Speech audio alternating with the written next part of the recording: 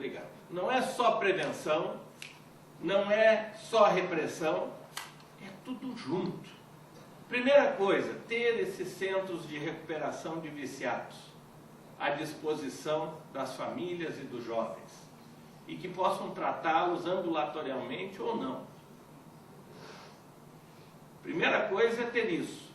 Na nossa cidade, infelizmente, até as entidades que tratavam disso como desafio jovem, por exemplo, do saudoso Silas Munguba, já está praticamente fechando as portas, de tanta falta de apoio.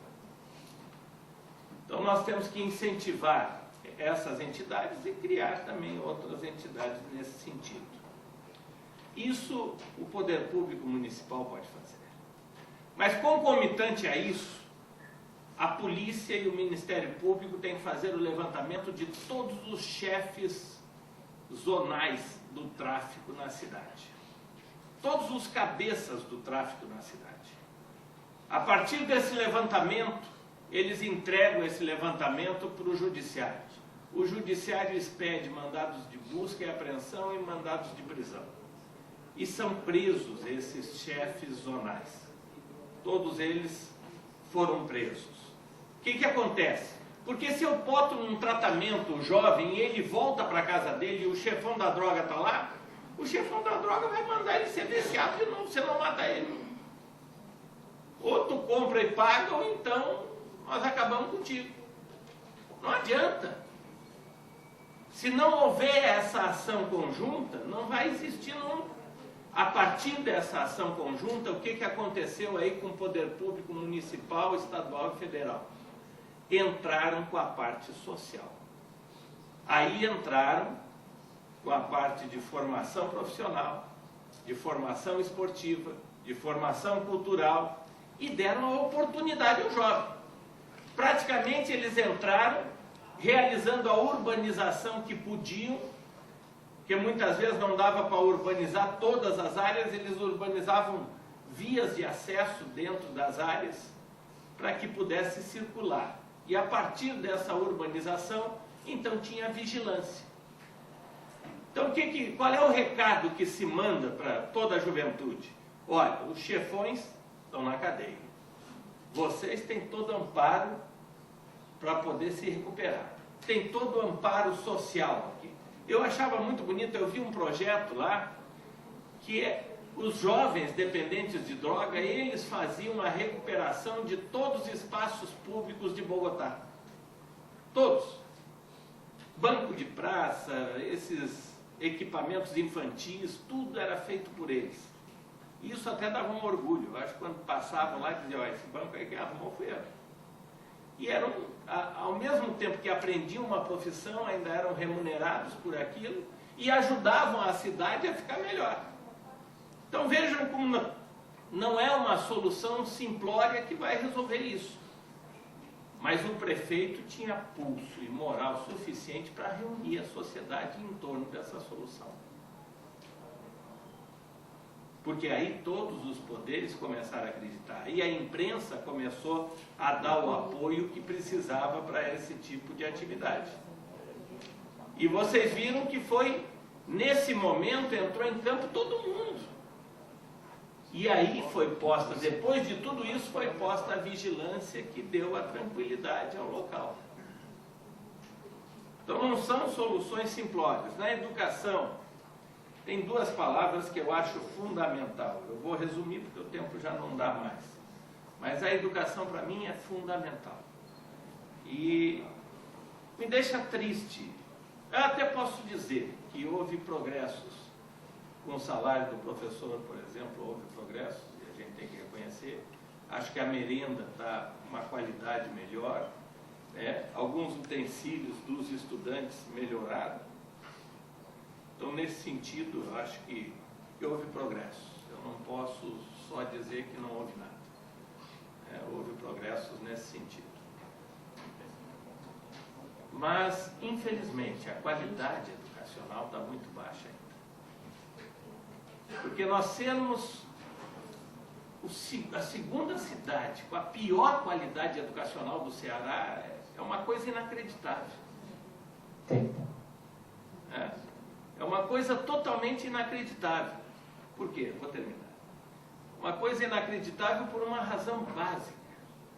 Para mim, todas as capitais deveriam ser exemplo para as cidades do interior. É onde nós temos os maiores recursos. As capitais eram para ser exemplo para todos os municípios do interior. Aqui é o contrário, é a penúltima. Dos 184 só tem 2.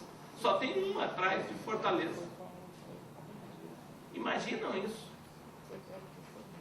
Então tem que modificar, e são duas coisas fundamentais que nós temos que fazer. Duas coisas, uma coisa não é tão difícil, outra é bem mais difícil. Uma delas é criar o agente educacional. O agente educacional vai sair das universidades, de professores aposentados, e aí nós vamos criar bolsas e alguma ajuda de custo para professores aposentados, para fazer o que é a maior deficiência no nosso ensino, que é o acompanhamento do aluno. O acompanhamento do aluno não existe.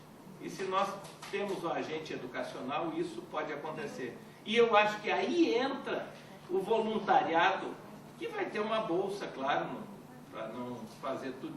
Mas aí entraria o voluntariado das universidades. E eu acho que seria fundamental isso. E olha, cuidar para que crianças possam... Porque nós temos crianças, vamos falar sério, tem criança na 4ª, 5ª série que não sabe ler e escrever. Sabe o que é isso? 4ª, 5ª série que não sabe ler e escrever? E olha, tem crianças que estão chegando na 8ª série e mal sabem ler e escrever. Porque simplesmente não tem nem avaliação. É o seguinte, tu cursou a primeira série, então tu já vai para a 2ª. Isso é terrível. A única coisa que é, tu tem que ir para a 2ª, senão nós vamos ganhar menos dinheiro. Que é isso? Vamos parar com isso. O nível educacional vai depender da vida daquela criança. Por isso que eu digo, nós temos que nos preocupar mais com a vida das pessoas. Por isso muitas vezes diz, o prefeito vai ser um síndico. Eu digo, não, ele é muito mais do que um síndico. Ele tem que cuidar da cidade, sim, mas tem que cuidar da vida das pessoas. E ele tem que ser muito mais. E para finalizar, depois responder as perguntas, um outro assunto que é importante para mim é a mobilidade urbana. E a mobilidade urbana, nós estamos no século passado. Nada aconteceu nessa cidade. E olha que não é falta de dinheiro. O Transport está aí com 155 milhões, foi usada uma parte desse dinheiro, e o corredor de ônibus que devia vir do Papicu até o Antônio Bezerra, onde é que está esse corredor? Que estava planejado, inclusive, dentro do transporte. Então, o transporte coletivo é fundamental para a mobilidade urbana. Não se faz mobilidade urbana se não tiver um transporte coletivo de qualidade. Nós temos que ter corredores cortando norte e sul essa cidade e cortando leste e oeste também. Se não tiver esses corredores, nós não vamos para canto nenhum. E eu espero que o próximo metrô também seja leste e oeste dentro da cidade, para que possamos andar de um lado ao outro a cidade. E não leve 25 anos quase como esse aí está levando. E ainda não chegou. Então, pessoal, como eu já fui chamado a atenção 3 vezes do tempo, nós propusemos um acordo. Tá certo, eu não estou dizendo, não estou reclamando. Não está reclamando. Eu só estou justificando. Eu propus o acordo, fiel o acordo e eu estou só justificando porque que eu estou encerrando. Eu quero encerrar aqui e aí responder as perguntas. Muito obrigado pelo tempo.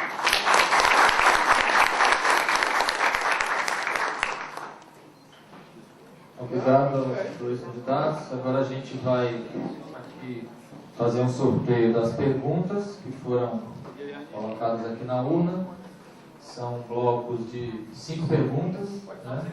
4 blocos de 5 perguntas, como o professor Fernando já havia explicado. Vamos lá.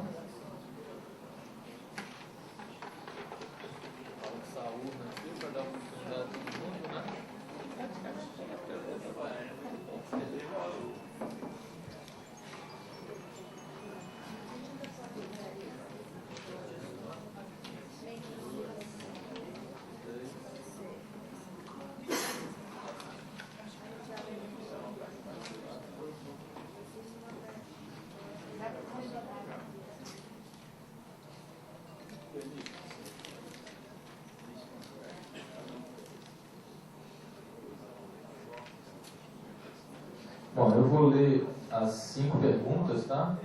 E aí vocês respondem em bloco, por favor. A primeira pergunta do professor Luiz Bezerra, que diz o seguinte: saúde em Fortaleza no IJF. Nos postos de saúde, né? Acho que fazer um comentário. A segunda pergunta: quais as propostas, quais os projetos idealizados pela sua comissão eleitoral contemplam melhorias para o centro da cidade e para a Praia de Iracema? Aos candidatos Moroni e Marcos Caos: em que medida a educação é dimensão relevante em seu programa de governo? Quais as suas 3 propostas mais importantes em relação às políticas educacionais? Quarta pergunta, candidato Moroni: um dos carros-chefes do seu discurso é a violência. Nesse contexto, temos visto a morte de inúmeros homossexuais em Fortaleza, cidade que possui um dos maiores índices desse tipo de homicídio. Quais suas propostas para combater a homofobia? E a última pergunta: a Lagoa da Parangaba é a maior e mais bela de Fortaleza. No entanto, é a mais mal cuidada, com áreas invadidas para comércio informal e ilegal. Como resolver? Pergunta do Rogério Gomes. Eu passo a palavra para os candidatos. Um minuto só. Só lembrando, os candidatos têm 5 minutos para responder as perguntas. Não, para cada pergunta. Podemos começar. Agora quer começar para tirar o atraso para aquele tempo lá? Não, estou brincando.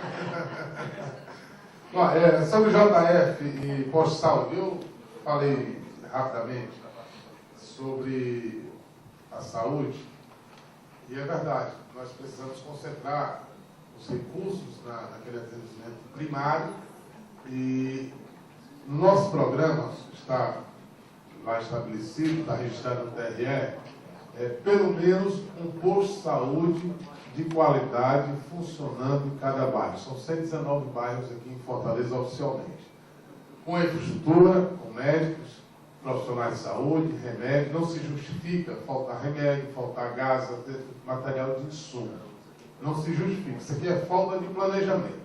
Eu vi numa entrevista de alguém da gestão dizendo que o nosso planejamento é o orçamento participativo. Não pode. Orçamento, aqui eu estou na academia, para 20 anos. Você faz o orçamento de um ano para o outro. Ou nosso planejamento de um ano para o outro. O planejamento é para 20 anos. A gente já abre a avenida e já sabe qual é a projeção, o caixão para o futuro. Então, essa conversa não cabe para mim.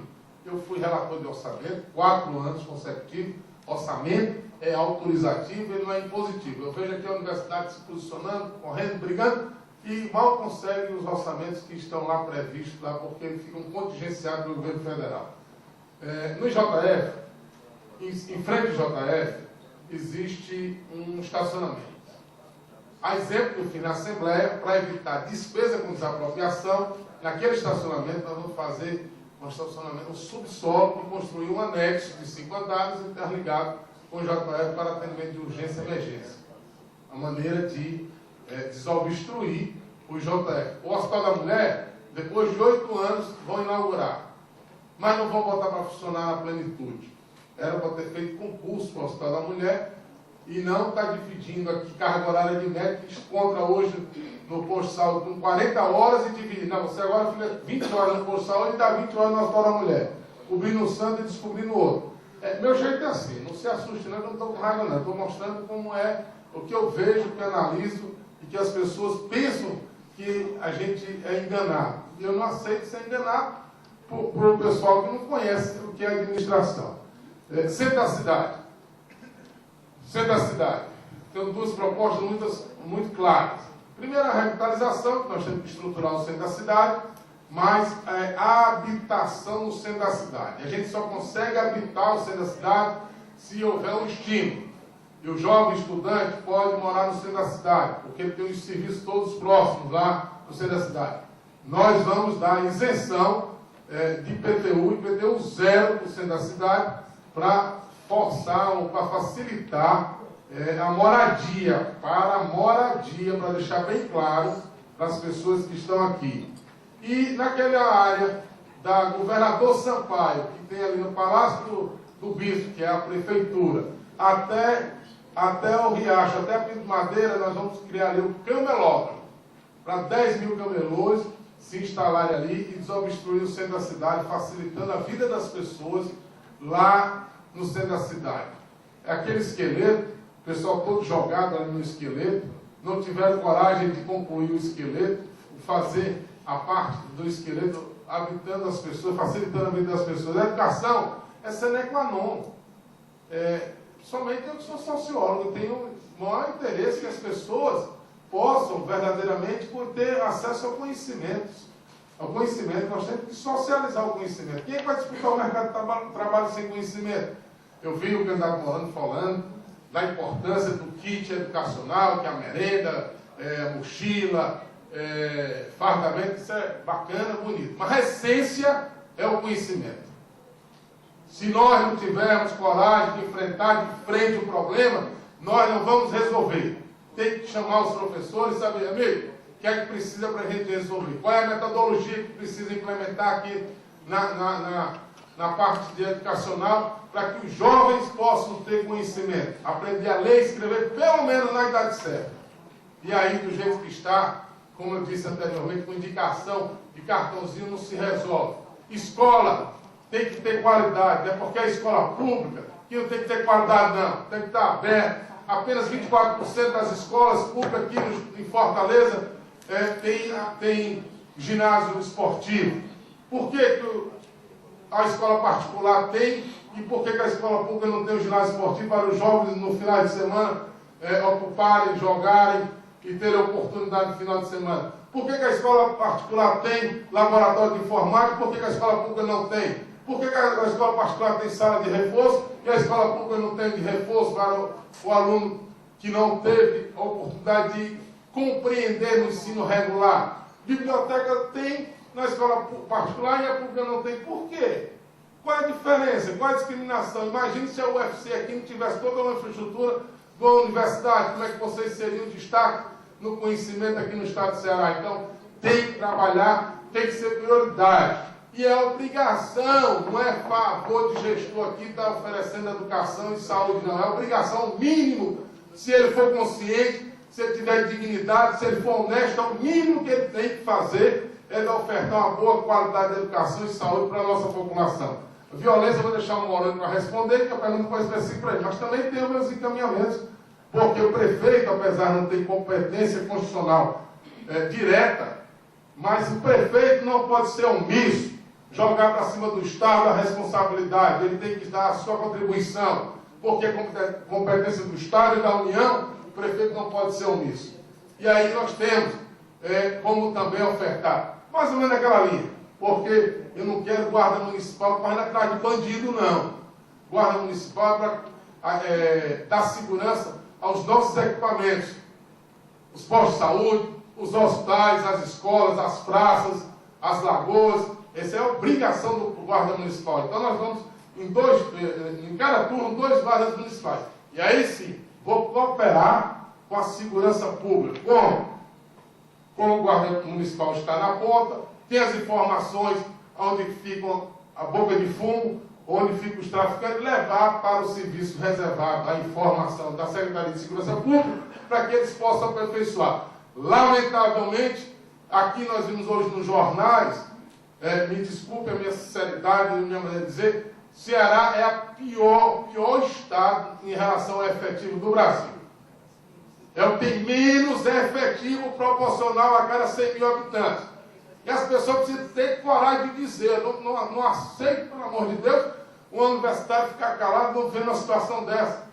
Por quê? Porque as pessoas têm medo do poder público, porque os funcionários públicos estão acuados aqui no Ceará, na prefeitura e no Estado, com medo de se manifestar. Eu fui presidente da Assembleia, fui secretário de Estado, nunca obriguei um servidor a votar em mim. E nunca deixei deles terem a sua liberdade de escolher qualquer candidato. Aqui eu vejo todo mundo acocorado, aqui no poder estadual e no poder municipal. E ele não aceita que o processo democrático não permite isso. Lagoa da Parangaba, só para finalizar, não vou tomar seu tempo não. Lagoa da Parangaba, sábado, ontem, domingo, então, a cabeça, como é que está aí de eleição? Domingo, André, Lagoa da Parangaba, Feira da Parangaba.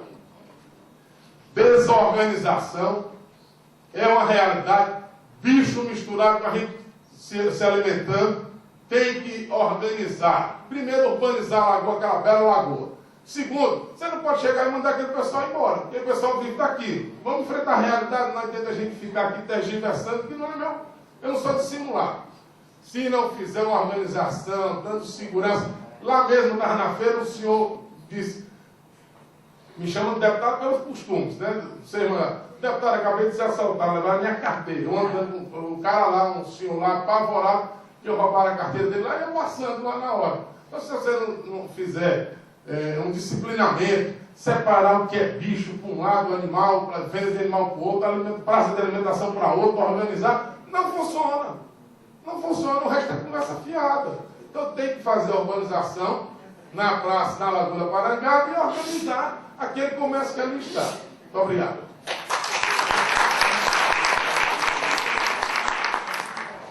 Bom, a saúde sobre JF Postos, eu acho que eu falei. Nós temos que botar tudo para funcionar, e eu já explanei bastante sobre isso. Sobre o centro da cidade, há 12 anos que eu vejo projetos sobre o centro da cidade. Projetos lindíssimos sobre o centro da cidade. Projetos que saem lá da Praça da Lagoinha e fazem um espaço público até o mar, vai até o mar, o espaço público. Eu vejo vários projetos, mas a ação mesmo no centro da cidade, quase nada. A verdade, eu vi grandes centros de cidade pelo mundo afora. E todos os centros de cidades têm uma qualificação, é pessoas morando. Outra qualificação é estacionamento. Outra qualificação é transporte coletivo adequado para chegar lá. Então, se não tiver isso, o resto é conversa. Todos os centros das grandes cidades ou tem estacionamento vertical subterrâneo ou tem estacionamento vertical acima do solo.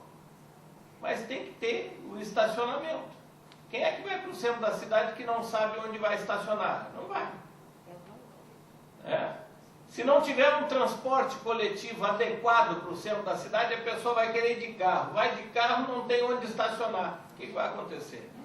Então, acho que temos que criar um espaço público adequado, mas antes de criar, eu volto à primeira premissa, a premissa inicial, que é justamente recuperar o que existe. Vocês foram na Praça do Teatro José de Alencar, está abandonada aquela praça. Uma das principais relíquias dessa cidade. Uma coisa maravilhosa, uma coisa que por si só é uma atração turística. A praça deveria ser a coisa mais linda do mundo para estar ali na frente. E está abandonada. Vários espaços públicos do centro estão abandonados. Então vamos começar consertando esses espaços públicos, tornando eles públicos, de manhã, de tarde e de noite, com uma fiscalização e com um monitoramento, uma cabine de segurança adequada. Afinal, a praça pública é problema da prefeitura. Pode ter câmaras de vigilância e pode ter a ronda da Guarda Municipal. A Guarda Municipal tem que ser uma guarda muito bem treinada. Tem que ter uma academia municipal da guarda, para que tenha um centro de formação continuado da Guarda Municipal, para que tenha relações humanas e tenha tudo isso. Não se faz uma guarda municipal sem ter uma estrutura para isso acontecer. No início, teríamos que chamar pessoas das academias nacionais de polícia, da Academia Nacional de Polícia, para que pudesse dar uma qualificação a essa guarda. E essa guarda vai ter que ajudar, sim, em todas as grandes cidades, o município tem ajudado nessa área. mas precisa ter conhecimento dessa área e precisa dar uma formação adequada para essa área. Então, o centro da cidade está na hora de fazermos aquilo que precisa de imediato. E depois vamos para os projetos futuros. Tem projetos maravilhosos, mas antes vamos botar aquilo que precisa para funcionar. E vamos recuperar os espaços públicos que já existem no centro da cidade. Com relação à Praia de Iracema, a mesma coisa. Não adianta a Praia de Iracema se nós não tivermos um espaço para as famílias poderem andar lá. Chega uma determinada hora, não tem família nenhuma mais que possa andar por lá. E aí é complicado. Como é que nós vamos recuperar o espaço público? É um espaço maravilhoso, mas temos que botar ordem. A palavra que a cidade precisa é ordem. A cidade não tem ordem e ela precisa ter ordem. Sobre a educação, eu queria falar um pouco mais sobre a escola integral. A escola integral, no meu ver, é fundamental. É difícil? É difícil sim, não é muito fácil. Mas é para aí que nós temos que andar. Temos que ir fazendo a escola integral e onde não pode fazer, usar o que nós temos já, usar igrejas, usar clubes sociais e tal, para fazer a escola integral com aquilo que tem. O ideal é construirmos todas as escolas integrais. E vamos nesse rumo. Mas nós não vamos fazer tudo de uma vez só. É bobagem dizer, olha, nós vamos, no fim de um ano, todas as escolas são escolas integrais. Mas a escola integral é que qualifica o ensino. É ela que qualifica o ensino. E nós temos que ir no rumo da escola integral. Eu acho que também o profissional, os professores buscam aquilo que todas as categorias buscam, que é o salário base. Já fizeram muito a mágica com o salário base dos professores. E fazem mágica, buscam uma coisa daqui, buscam outra coisa dali, e no fim não dão o salário base como é para ser dado. Então isso tem que buscar a valorização. Houve evolução? Houve sim. Houve. O professor do município teve uma evolução salarial sim. Mas ainda precisamos evoluir mais, e o centro de formação continuada do professor, agora que está sendo criado, depois de 8 anos, é agora que está sendo criado. E ótimo, pelo menos está sendo criado. Então vamos usar o centro de formação continuada, que é uma coisa importante para o professorado. Outra coisa, escola não pode ser loteamento eleitoral. Se a escola for loteamento eleitoral, a educação já a partir daí começa a baixar o nível da educação. A escola tem que ter aquele sistema de eleição. A comunidade pode eleger o seu diretor. E eu acho importante, de acordo com a qualificação que aquele diretor vai ter, e de acordo com o nível educacional que der para as crianças naquela área, é que ele vai ser eleito. Então é uma coisa extremamente técnica, não pode ser um loteamento eleitoral. Homofobia. Tem uma frase da Madre Teresa de Calcutá que direciona muito a minha vida. Quem perde tempo julgando, não tem tempo para amar.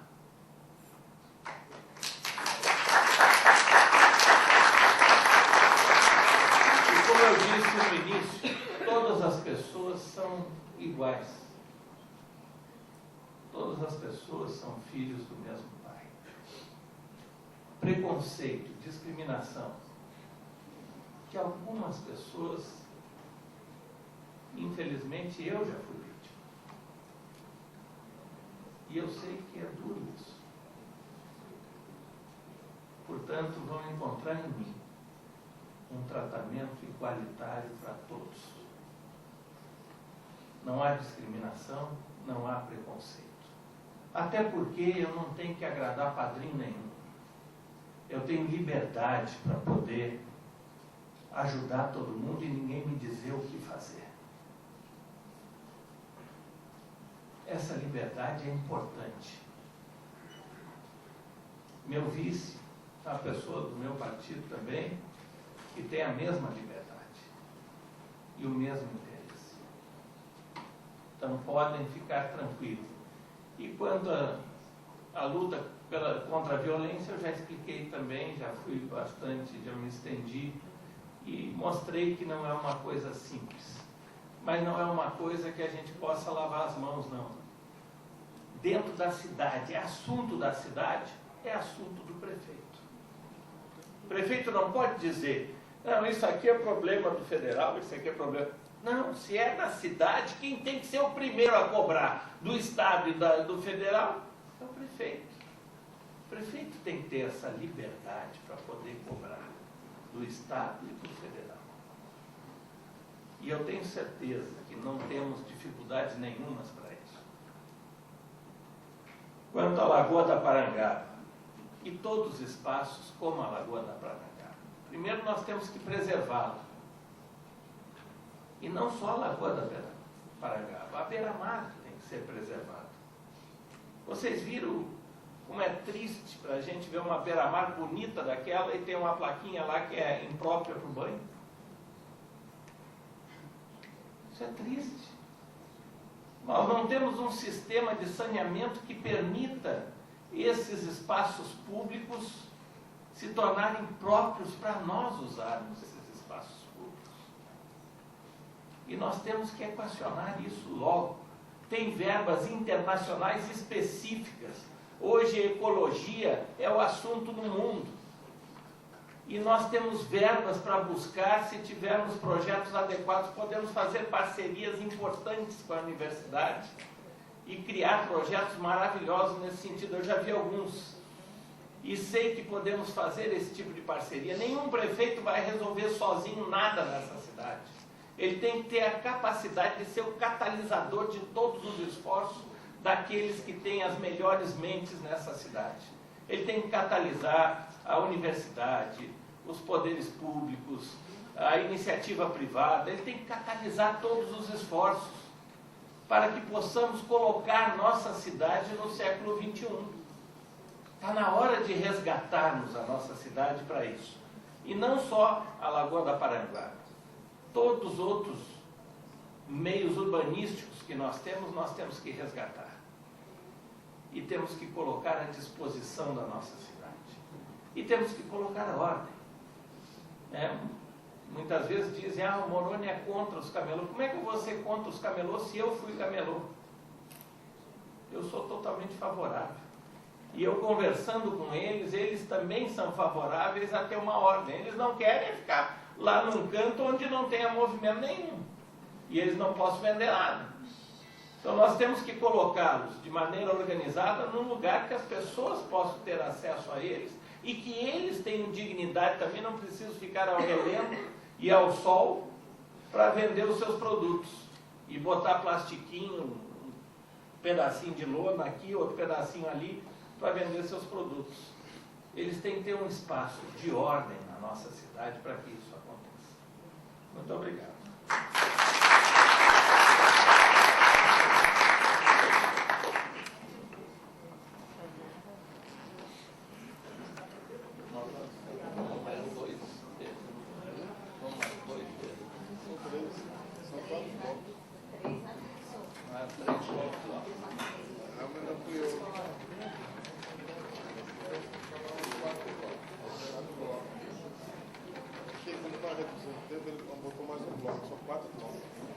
Não, são três. Só três? É igual aos outros.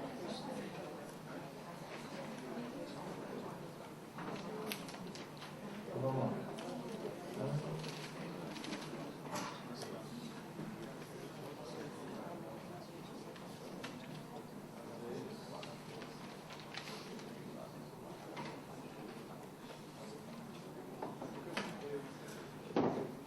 Bom, segundo bloco de perguntas, a gente começa. Dr. Moroni, o que o senhor pretende fazer para resolver com as pessoas que necessitam fazer fisioterapia para tratamento tipo dores lombares, escoliose e bursite, que não tem atendimento específico nos postos de saúde. Nereide de Bela Vista. Aos candidatos. Fortaleza tem 29.728 crianças e adolescentes na faixa etária de 10 a 17 anos, IBGE 2010. Qual a proposta do candidato para o enfrentamento da problemática do Fórum Estadual de Erradicação do Trabalho Infantil? Terceira pergunta. O que pensam os candidatos sobre as consequências das obras dos mega-eventos para a população de baixa renda, como no caso das remoções para a construção do VLT? Raquel Cardoso, estudante de Ciências Sociais do UFC. Dr. Moroni e Dr. Marcos. É fundamental não podermos usufruir de nossa cidade por conta da violência. Não podemos sair para estudar, para trabalhar e tampouco se divertir. Vivemos assustados com o temor nesta cidade. Que ação de impacto esperamos do futuro prefeito caso sejam eleitos? E por último, as ocupações urbanas tomam proporções cada vez maiores em nossa cidade. Como os candidatos pretendem resolver a falta de moradia na capital? A Thalita Brasil, estudante de Ciências Sociais do UFC. Podemos inverter dessa vez? Sem problema. Candidato Moroni. Bom, com relação à fisioterapia, eu falei também sobre a importância de ter um centro de fisioterapia. E tem razão. Não existe hoje. Não existe aonde recorrer para fazer, a não ser que dê alguma coisa grave e vá para o hospital. E, aliás, esse era o costume sempre do nosso país, né? Vai uma coisa mais grave, vai para o hospital. E era um regime hospitalocêntrico. E agora estão tentando mudar esse regime hospitalocêntrico para um regime mais descentralizado. E nós vamos ajudar nisso criando uma clínica de fisioterapia, onde as pessoas que tenham esse problema possam se recuperar fisioterapicamente. Sobre o trabalho infantil, isso nós já temos inclusive leis que disciplinam isso claramente. Mas não é só o trabalho. Eu fui o relator geral da exploração da criança e da adolescente no Brasil. E eu vi coisas terríveis. Vimos coisas em que os pais incentivavam a prostituição do seu filho, que é criança. E isso é degradante. Então nós temos que ter uma ação bem nítida nesse sentido e colocar ordem na cidade com relação a isso.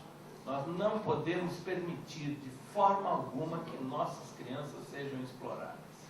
A criança, ela está aí para ser cuidada.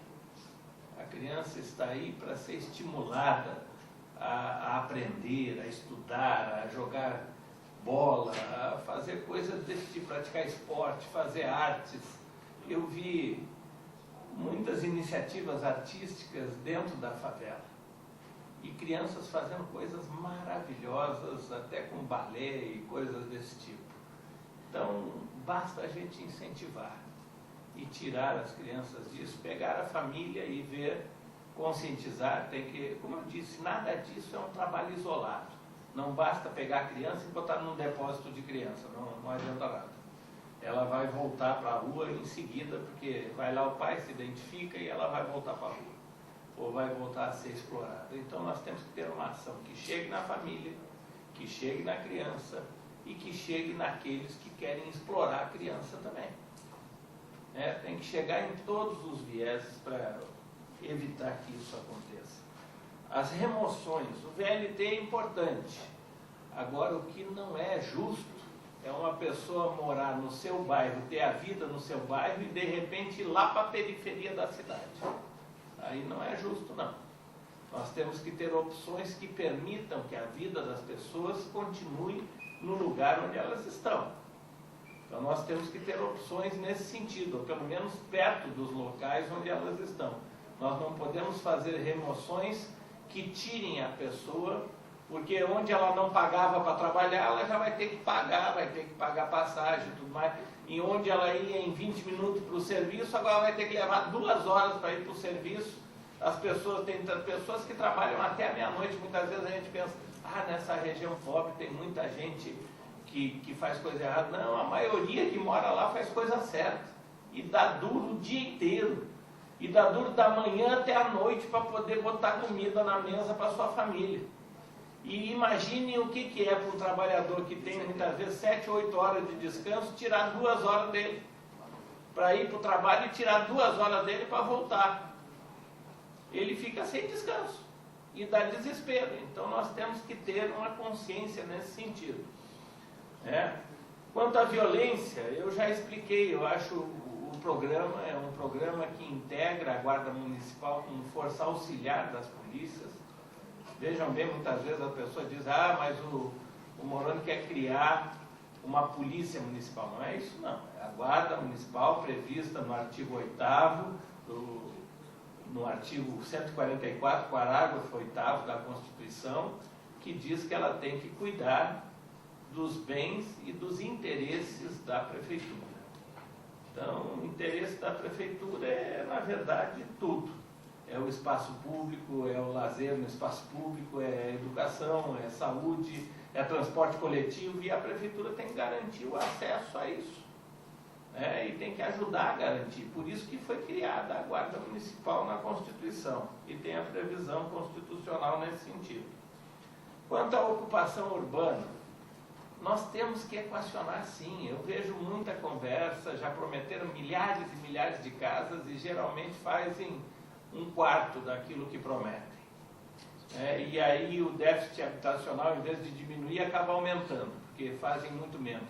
E isso nós só vamos equacionar com a junção de esforços. Nós vamos ter que ver um modo mais barato de se fazer, mas não é só a junção de esforços. O prefeito tem que ter a capacidade de ver onde no mundo tem dinheiro para isso. Tem dinheiro para isso na ONU, tem dinheiro para isso no BID, tem dinheiro para isso no BID, tem dinheiro para isso aqui a nível nacional, tem dinheiro em vários locais. E essa é uma das prioridades. Porque eu vi outras cidades, agora no tempo que estive fora daqui, vi cidades que têm pobreza, mas não tem miséria. O pobre lá tem dignidade de vida. E eu fiquei perguntando até para minha esposa, que está aqui lá atrás, eu fiquei perguntando para ela, por que o nosso povo em Fortaleza não pode ter essa mesma dignidade? Por que eles podem ter aqui? Eles têm menos recursos que nós. Mas eles pedem dinheiro em todo lugar do mundo onde tenha dinheiro para isso. Por que a gente não pede? Porque não fez um planejamento adequado? Porque não fez um programa adequado nesse sentido? Vamos ver como é que eles querem os planos, ver os planos que eles apoiaram e aprovaram lá. Faz um igualzinho para Fortaleza, vai ser aprovado lá também. E vamos ter seriedade na gestão, honestidade e transparência. Eu acho que honestidade, transparência e seriedade é fundamental para que esse dinheiro venha de fora para cá. Tem muito dinheiro para ser investido aqui, mas eles têm que ter certeza na competência e na honestidade da gestão. Tá bom, muito obrigado.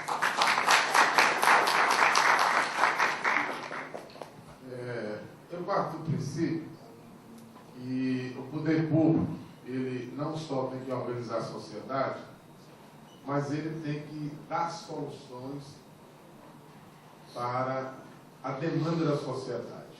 Eu parto logo desse princípio. Então, ele tem a obrigação de apresentar serviços de qualidade. No caso da fisioterapia, tem vaga ociosa nas próprias clínicas e hospitais aqui de Fortaleza. Se existe uma demanda, eu tenho certeza que quem está falando, o cidadão conhece. Se nós pagarmos, aqui no Paulineiro, não deixa eu mentir, pagarmos 1,5 o valor da IH, eu duvido que esses hospitais e clínicas particulares não aceitarem fazer essas fisioterapias para essas pessoas que necessitam. Duvido. Essas conveniadas com o SUS. Precisa ter boa vontade. Precisa ter iniciativa. E isso que a gente pode solucionar muito desses problemas. Por quê? Tem que esperar uma decisão judicial. Quantas e quantas ONGs tem por aí dando entrada na justiça, na promotora, para vir a decisão judicial para entregar um remédio, ou para fazer um tratamento, ou para fazer uma cirurgia? Por que tem que esperar essa decisão judicial? Se tiver boa vontade do gestor, me desculpe a minha maneira simples de falar, porque eu sou prático, eu tenho discernimento e quero logo ir para cima para resolver, porque eu não gosto de acumular problema. Então, se é de esperar, existe isonomia no município servidor. O servidor, ele tem uma decisão judicial. Aí eu tenho que esperar uma decisão judicial se você tem as mesmas funções, os mesmos cargos. Aí eu fico olhando para o professor ganhar o piso salarial, o piso nacional salarial, tem que se ajoelhar nos pés do governador e da prefeita. Isso é uma lei. Qual é o favor que o gestor está fazendo? Eu não sei se é meu jeitão de dizer as coisas, não se exame comigo não, mas é lei, é obrigação. Está descumprindo. A prefeita e o governador deram o piso nacional. Obrigação. Para a lei, sancionado. Faz, tem que fazer. Jovens, né? De 10 a 17 anos. Só existe uma secretaria que nós vamos criar. Não vou criar mais nenhum órgão, a não ser o de planejamento que já foi criado agora, eu vou botar para funcionar. É a Secretaria da Juventude. Para que ela possa coordenar as ações dos demais órgãos da prefeitura, e fortalecer e fomentar. Eu vi o candidato Morando dizendo que foi relator de uma CPI. Morando, eu também, quando fui presidente da Assembleia, nós instalamos uma CPI para combater a prostituição de crianças e adolescentes aqui no estado do Ceará. E eu sei quanto é difícil instalar uma CPI dessa. Embaixadora da Suécia, parabenizar pela coragem. Eu sei quanto você sofreu também pressão.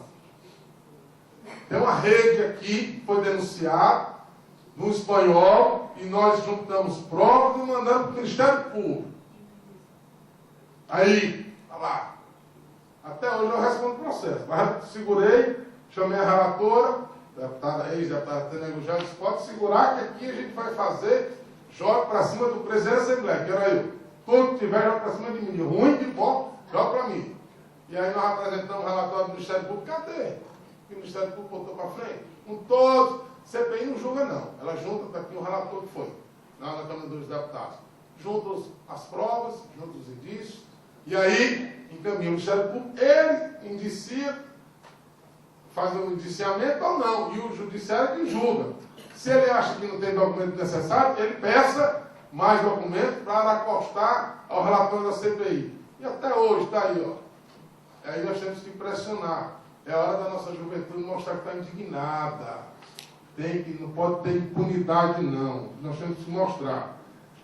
Na área da juventude, nós temos, existe um instrumento forte que aqui a universidade tem. É uma TV, uma emissora de televisão e de rádio que tem. E Fortaleza não tem, eu vou ser elegante. Inaptidão administrativa da gestão. Quando nós solicitamos a TV Assembleia, em 2004, a Prefeitura de Fortaleza solicitou concomitantemente o canal. E eu, como era do PSDB, eu disse, eu vou perder, porque a prefeita de Fortaleza é do PT. E ela vai conseguir, só tinha uma autorização. E aí, a presidência da Assembleia está inaugurada aí há 6 anos, e agora estão falando em inaugurar. Se não inaugurar, eu inauguro. E bota para funcionar a TV Fora. Estou dando o nome, TV Fora. Para desenvolver políticas, para fomentar a cultura, para fomentar a arte, desenvolver a política da juventude aqui em Fortaleza. TV pública não é TV comercial, não. TV pública não é para arrecadar dinheiro, não. É para gerar conhecimento. E aí nós vamos fomentar as políticas para a juventude, também através da TV Fora. E por fim, na área de juventude, nós vamos resgatar as Olimpíadas a cada 2 anos em Fortaleza. Voltar, criar. Coisa que o Juraci fez, que era a Copa dos Queiroz. Suburbão, disputa constante da juventude ocupando essa juventude. Violência, já falei do impacto da VLT. Já tem uma decisão tomada, e essa é a minha concepção. Se vamos fazer alguns mega eventos, como foram colocados aqui, e que tem impacto dentro das comunidades, a decisão de que a remoção não será mais que 2 quilômetros. Não será mais que 2 quilômetros.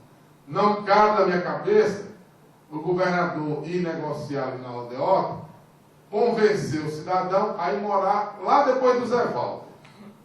Não cabe na minha cabeça. A decisão tem que ser no máximo 2 quilômetros.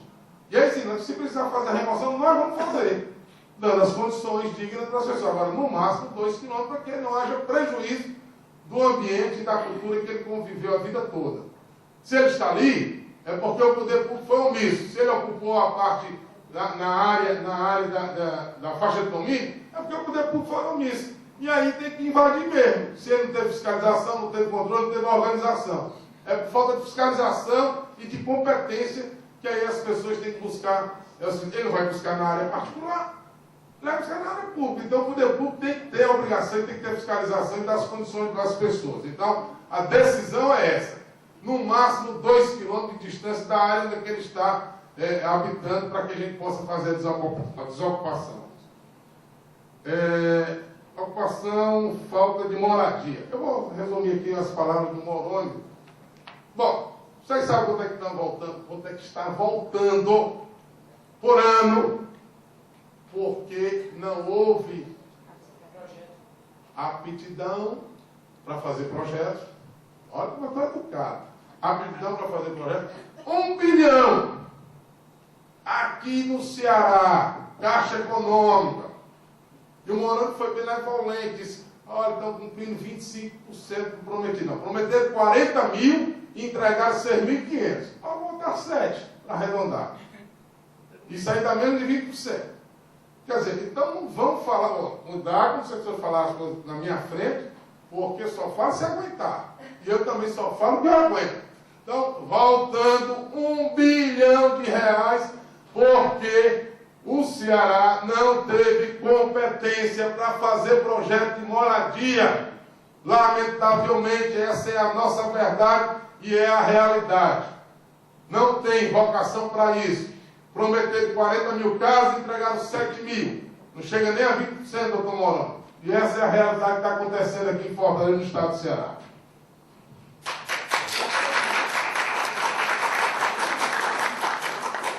Bom, pessoal, então, dado o nosso acordo aqui na mesa, a gente vai fazer, então, o último bloco de perguntas. Tá?